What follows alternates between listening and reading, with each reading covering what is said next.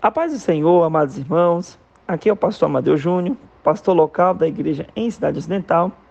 É com muita alegria que daremos início hoje à leitura e os comentários do livro de 1 Crônicas. Quero aqui agradecer em primeiro lugar a Deus pela oportunidade de fazer parte desse lindo propósito, como também agradecer a nossa pastora presidente, pastora Eloíde, pela confiança, bem como também ao nosso pastor Gedeon Júnior.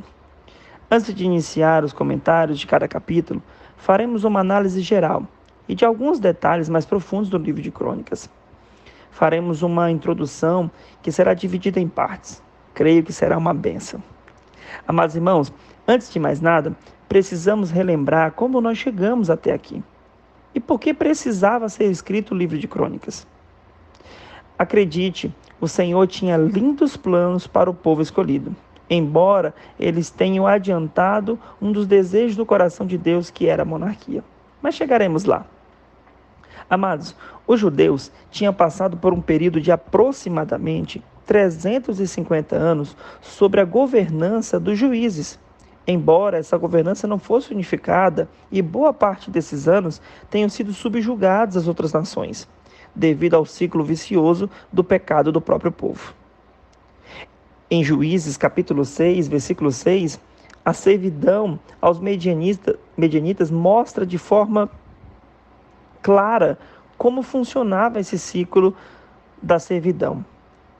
O povo foi obrigado a se esconder em cavernas e ocultar suas produções agrícolas por um período que durou 7 anos, até que o povo clamou a Deus como último recurso para escapar do sofrimento, e assim Deus acabava livrando o seu povo, levantando outro homem ou mulher de Deus para ser juiz sobre o povo e livrá-los de uma terrível servidão. Então, Deus, apesar de saber que o povo não estava pronto, queridos, mas permitiu segundo o desejo deles, levantando uma nova forma de governo, que era justamente a monarquia, que também teve seus problemas, tá? O pior deles, queridos, foi quando houve a divisão das tribos entre Reino do Norte e Reino do Sul, fazendo assim com que o povo ficasse enfraquecido, pois a palavra nos diz que um reino dividido não subsiste. A monarquia se mostrou não ser a melhor saída para a restauração de Israel, pois algum tempo depois, por volta do ano de 720 a.C., houve a derrocada da tribo do norte para os assírios. E por volta do ano 586, então veio o exílio da Babilônia para a tribo do sul. Lembrar aos irmãos que a palavra exílio significa ser retirado do seu país de origem, ou seja, foram arrancados do seu lugar, das suas casas, do seu conforto, da sua cultura, do meio do seu povo. Então, aqui podemos dizer que se inicia o que chamamos de cativeiro babilônico, predito por Deus, por vários de seus profetas. Cativeiro esse que durou 70 anos, amados irmãos. E ao longo desses anos, queridos, o povo de Deus, ou pelo menos parte deles, tiveram que viver com uma cultura culinária e até mesmo uma crença babilônica. Acredita nisso? Por que eu digo parte deles? Porque nós vemos na palavra de Deus que os mais pobres ficaram ali em Jerusalém, né? A parte mais nobre foi levada para a Babilônia e alguns chegaram até a fugir para o Egito. Só para os irmãos terem uma ideia acerca dessa mistura em relação à Babilônia ou ali onde eles estavam, é que a língua que eles falavam era uma língua hebraica. Já quando chegaram na Babilônia, ou seja, na Babilônia, a língua que eles falavam era uma língua aramaica, o aramaico, queridos, causando assim uma inteira adaptação do povo de Deus a uma nova realidade aonde agora eles estavam. Quero aqui também destacar que, diferente do período em que o povo esteve no Egito e que lá eles foram escravos, na Babilônia eles podiam ter suas vidas, construir casas, relacionamentos e até mesmo exercer sua fé. E foi assim que se iniciou, por exemplo, hábito de se reunir em locais como sinagogas para lerem acerca das Escrituras Sagradas. Talvez você diga assim, pastor, então foi menos ruim do que o Egito. Acredite, meu irmão, a Babilônia foi tão cativa quanto o Egito, no sentido da questão espiritual, emocional da coisa. Afinal de contas, apesar deles poderem ter as suas vidas particulares, eles não poderiam sair dali. Eles não poderiam executar ações que outrora em sua terra natal eles podiam. Agora, podemos dizer que se passaram esses 70 anos e muitas coisas se perderam ou foram esquecidas. Precisamos lembrar que muitos nasceram em território babilônico ao longo desses 70 anos e nunca vivenciaram um contato com Deus, o Deus único, de forma real. Querido, alguns costumes e leis tinham sido esquecidos e precisavam ser relembrados ao povo que estivessem retornando para a sua terra. Pois havia essa promessa feita pelo próprio Deus, de que eles retornariam para a sua terra. Quando Deus nos diz no livro de Jeremias, capítulo 29, versículo 10, assim diz o Senhor, vocês ficarão na Babilônia durante 70 anos, e depois disso eu virei e cumprirei todas as boas promessas que lhes fiz, e os trarei de volta para casa. Queridos, aqui agora, Deus cumpre a sua palavra e após 70 anos de cativo na Babilônia, ou seja, de estarem naquela terra presos e não poderem sair dela, então o Senhor retoma eles para a sua terra. Assim agora, precisava que Deus levantasse alguém para direcionar o povo escolhido, como outrora Deus tinha feito por intermédio de Moisés, quando tirou o povo do Egito. Tamanha é a semelhança das duas escravidões, apesar de serem distintas, é de que foi necessário lá no passado Deus levantar Moisés e foi necessário agora que Deus levantasse uma outra pessoa para poder guiar o seu povo. E acreditamos que o escolhido foi Esdras. Queridos ouvintes, o exílio não só abriu uma nova história do povo judeu, como também um novo capítulo na história da formação da própria palavra de Deus. E em meio a tudo isso, que surge algo tão lindo e fantástico como é o livro de Crônicas, podendo assim relembrar e trazer coisas extremamente importantes para essa nova etapa do povo de Deus. A exemplo que temos logo bem no início do livro de Crônicas são as genealogias, que essa foi usada para provar quem são os verdadeiros herdeiros da terra, aqueles dos quais realmente descendiam do povo de Deus. Até para que não houvesse charlatões e pessoas fraudulentas que tentassem usurpar posições que não eram suas. Lembrem-se, isso será fundamental para que o Messias possa vir de uma linhagem realmente do qual a palavra de Deus diz, por exemplo, da tribo de Judá. Sim, precisava ser escrito o livro de Crônicas. Amados irmãos, Deus tinha tanto a dizer e fazer pelo seu povo. Povo esse que agora começa a ser conhecido como judeus. Acredite nisso. Aqui é que se dá a origem da palavra os judeus. Até porque eles descendiam de uma tribo de Judá. Lembrem-se disso. Amém? Talvez você se pergunte, por que escrever outro livro? Já que eles tinham Samuel e Reis, que falavam muito acerca da história do seu povo. Quero aqui aproveitar para louvar a Deus pela brilhante exposição de 1º e 2º Samuel, feito pelos nossos irmãos, tanto da Igreja Sede, como também da Igreja da nossa amada pastora Socorro. Bem como também os nossos irmãos de Belém do Pará, na pessoa do pastor Márcio e do diácono Marlon, que nos expuseram acerca do livro de Reis. Afora o que foi dito aqui, podemos dizer que o motivo é muito simples do porquê precisava ser escrito outro livro.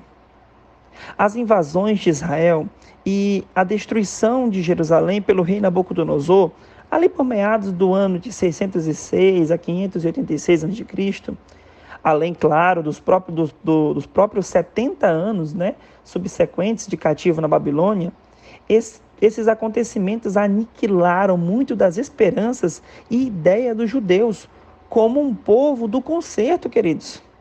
Por isso, os exilados, ou seja, aqueles que foram tirados de sua terra, que agora voltaram para reedificar Jerusalém e o templo, precisavam de um alicerce espiritual, um meio de identificação com a sua história redentora anterior e uma compreensão da sua fé presente, bem como também a esperança do futuro com que o povo agora precisava, o povo do concerto. Queridos, em 1º e 2º Crônicas foram escritos para suprir essa necessidade e avivar a esperança desse povo que agora estava retornando. Imagine comigo, o povo tinha sido arrancado da sua terra, o povo tinha sido arrancado das suas casas, da sua cultura, o povo tinha sido arrancado daquele lugar pelo qual eles tinham nascido, crescido, tinham vivido com os pais, avós, pessoas que eles amavam, queridos. Eles de repente veem tudo ser destruído. E não só destruído, como muitos deixados para trás, outros tendo que fugir da sua terra natal, e outros tendo que ser levados para a própria Babilônia para viver no lugar do qual tinha uma outra forma de viver, do qual eles não estavam acostumados. Queridos, a esperança desse povo precisava muito ser retomada. Mas Deus é soberano e poderoso. Sabe por quê, queridos? As lamentações desse povo foi algo tão assim grande que foi necessário escrever, por exemplo, o livro de Lamentações. Mas quando eu leio o livro de Lamentações, eu me alegro porque ali, em meio a tudo que estava acontecendo, havia a esperança de que Deus realizaria uma grande obra ainda por eles. Obra essa que estava sendo feita agora, mas eles precisavam que essa esperança fosse retomada. Louvado seja o nome do Senhor Jesus Cristo. Quando nós, por exemplo, fazemos uma comparação entre Reis e Crônicas, podemos ver que os livros de Reis foram escritos antes do cativeiro, ou seja, antes de ser levado para a Babilônia. E o livro de Crônicas, depois que tudo isso aconteceu.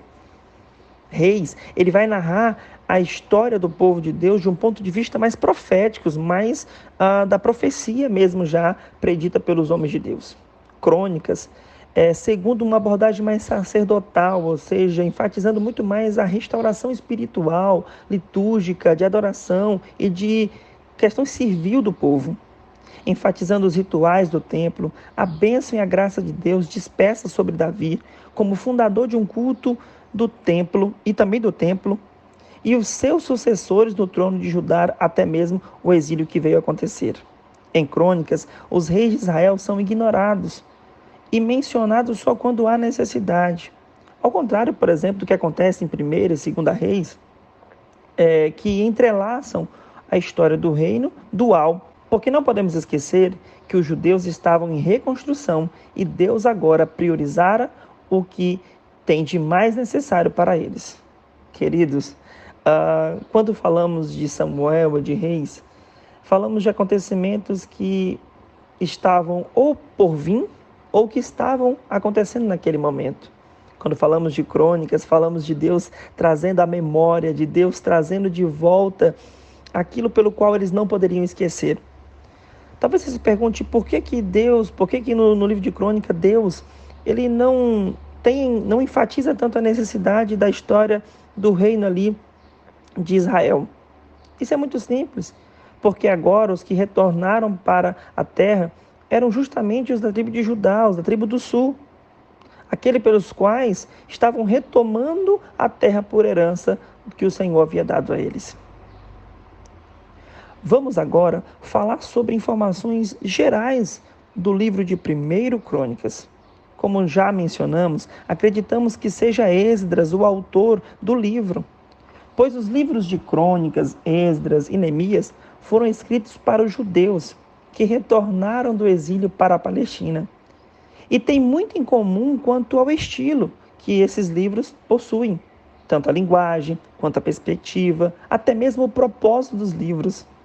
Os eruditos creem de comum acordo que estes livros tiveram um único autor, ou compilador, que segundo o Talmud e a maioria dos eruditos judeus e cristãos antigos, foi Esdras, o sacerdote e escriba.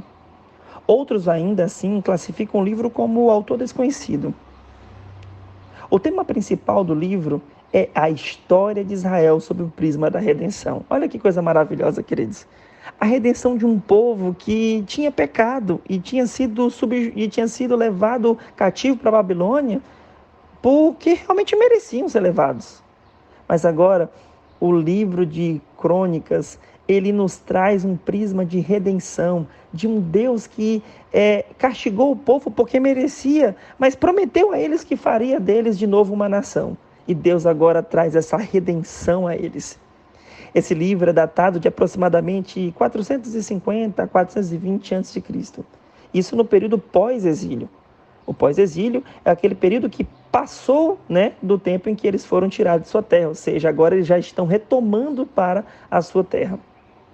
A história registrada em 1 Crônicas é pré-exílica, ou seja, os acontecimentos que ali estão registrados, sobre Davi, a questão do culto, sobre Saul, são acontecimentos que foram antes deles serem levados para a Babilônia. Mas a origem e a perspectiva do livro, no entanto, são pós-exílicas, ou seja, a origem, quando ele foi escrito, e a perspectiva pelo qual ele queria trazer para o seu povo é do acontecimento, é do momento, melhor dizendo, pós a volta da Babilônia. Escritas na segunda metade do século 5 a.C., ou seja, o livro foi registrado ali mais ou menos na segunda metade do século 5.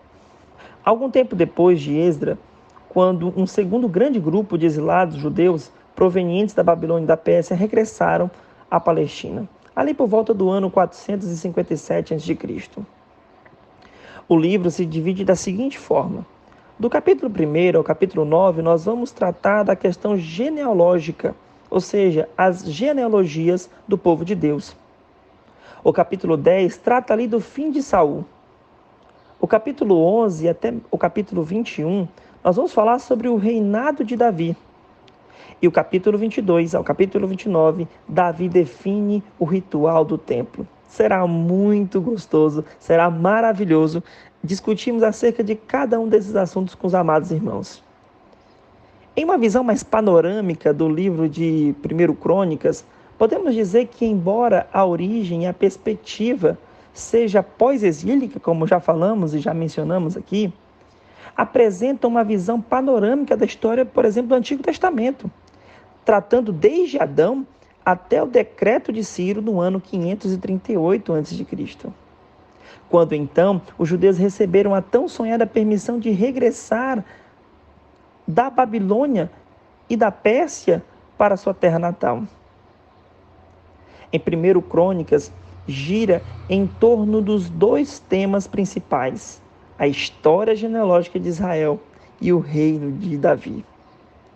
Podemos dizer ainda, irmãos, numa divisão mais panorâmica, que os capítulos 1 e 9, eles narram a incomparável história redentora de Israel, de Adão a Abraão, Davi e o exílio em Babilônia. A tribo de Judá ocupa o primeiro lugar entre os 12 filhos de Jacó, porque dela provieram Davi, o templo e o Messias. As genealogias revelam como Deus escolheu e preservou um remanescente para si mesmo, desde os primórdios da história da humanidade até o período pós-exílico, ou seja, quando o povo voltou para sua terra. A perspectiva sacerdotal deste livro é evidente através da atenção especial dedicada às famílias dos sacerdotes e levitas. Queridos, que maravilha, não é isso? A palavra de Deus é extraordinária. Já os capítulos 10 a 29 tratam do reinado de Davi, como já falamos.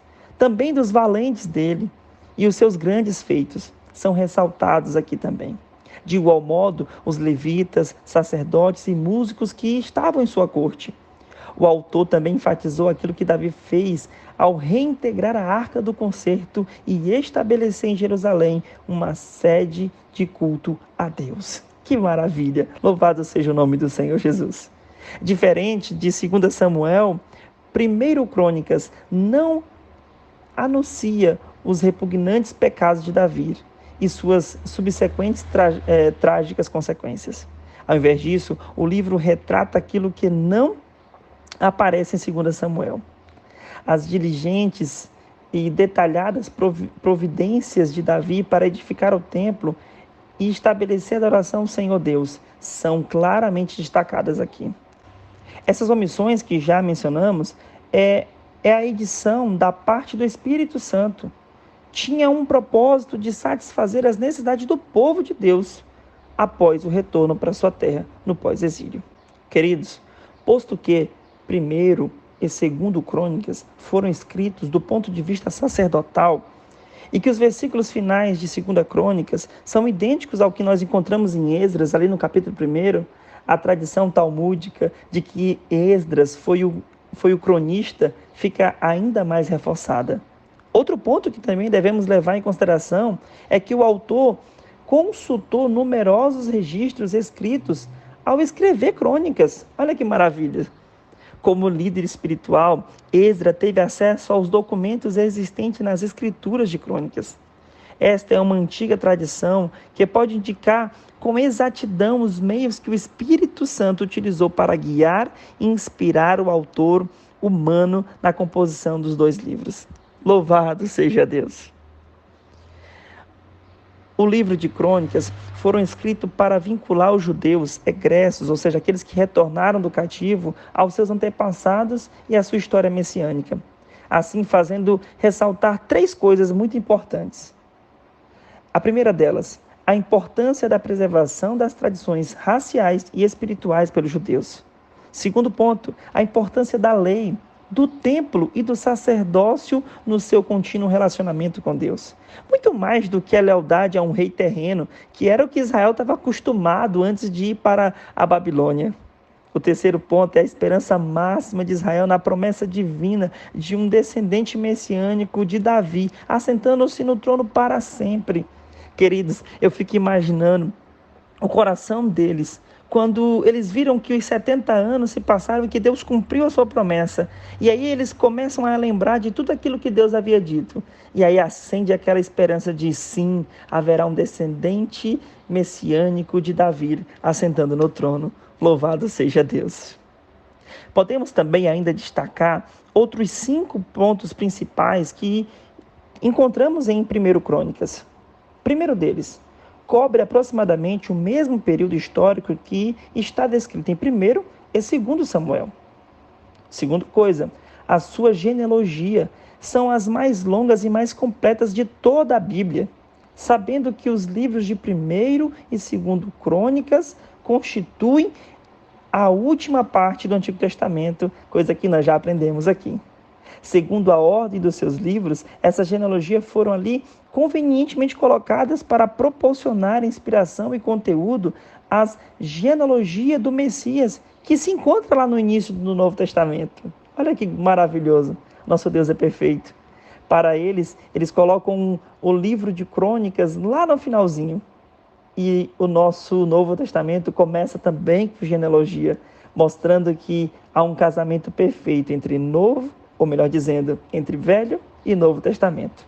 O terceiro ponto é que no livro de Crônicas descreve vividamente a renovação e a restauração sem precedentes de todas as formas de culto ao Senhor, quando Davi levou a Arca do Concerto a Jerusalém. Queridos, tudo que esse povo precisava era de uma restauração. E não uma restauração que fizesse com que eles voltassem a realizar, a fazer coisas que desagradaram a Deus no passado, no pré-exílio. Não, Deus foi tão fantástico que ele usa Esdras para escrever o livro de Crônicas de uma forma que ele vai destacar algo que precisava muito ser destacado, que é o culto ao Senhor. Como Davi restituiu este culto, como este culto deveria ser. Aqui é Deus provando de forma categórica que Deus já não queria mais se envolver com rituais do passado, mas que Deus queria que eles voltassem a uma adoração, mas uma adoração genuína, verdadeira, uma adoração que tivesse muito mais a ver com o que Davi fez, trazendo a arca de volta para Jerusalém, com aquilo que os seus antepassados realizavam na época dos juízes e ali que desagradava já a Deus. Deus estava direcionando o seu povo para fazer aquilo que eles tinham que fazer como adoradores. Amados, há quem diga que somente no pós-exílio é que Israel, ou melhor dizendo, os judeus, passaram a ter convicção na alma, no corpo e no coração e na mente de que Deus é o único Deus sobre toda a terra. Sabe aquela coisa monoteísta que a princípio parece que eles sempre foram? Fica muito mais clara que agora sim o povo passa a acreditar em um único Deus, Senhor sobre todas as coisas. Louvado seja Deus, porque o Senhor é bom. Em quinto lugar, sua história seletiva reflete a perspectiva sacerdotal do autor inspirado. No tocante ao restabelecimento do templo, da lei e do sacerdócio, entre os que voltaram do exílio e Jerusalém. Que bênção, que maravilha.